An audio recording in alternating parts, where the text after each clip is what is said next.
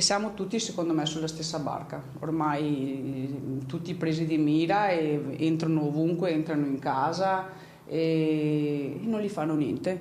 Quindi penso che dobbiamo farsi giustizia da soli. Si arriva a pensare questo. Eleonora, insieme al marito e la titolare della ditta Bilibio Autotrasporti di Castelfranco Veneto, sono in via dell'impresa.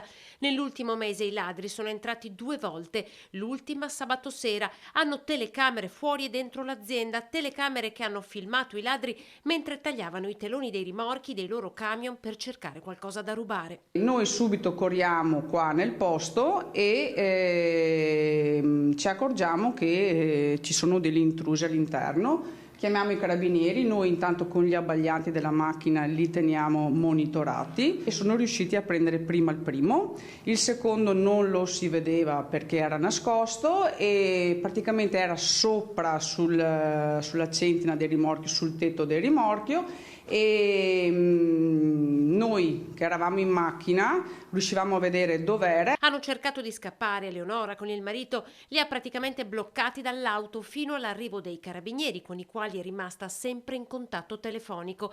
Eccoli i segnali dei tagli ai teloni di tutti i semirimorchi, 15 quelli presi di mira. I 2 malviventi sono rumeni irregolari, incensurati, hanno 25 e 27 anni. Arrestati, sono già stati rimessi in libertà.